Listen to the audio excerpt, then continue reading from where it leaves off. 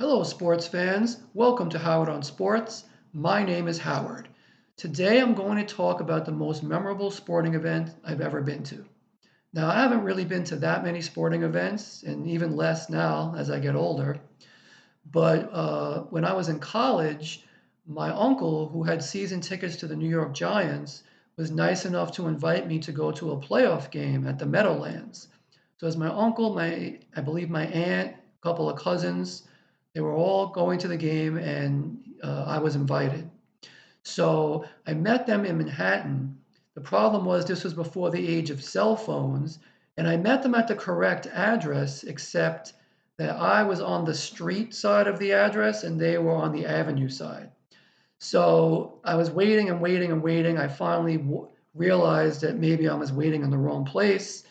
And by the time I got there, they had to rush to get to the game. They were not happy with me, and I was not happy with me, but whatever. We made it on time. It was freezing, by the way, when we got to the game.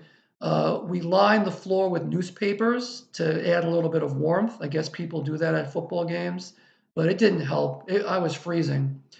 To make matters worse, so the game went into overtime, and then to make matters worse, the Rams won the game in overtime. They threw a really long pass.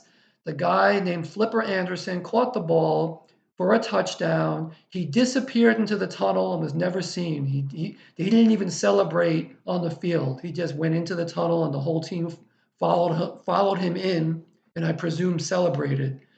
And we were just sitting there stunned. We couldn't believe it. Uh, it was exciting that it went into overtime, but it was a very disappointing ending. And of course, the Giants won the Super Bowl the following year. But that year, that was it. They lost the playoff game, season was over, and I was freezing. By the way, I wasn't wearing gloves. So I was not making good decisions that day, but whatever. I'm still glad that I went to the game. It was an experience, but ultimately a disappointing one.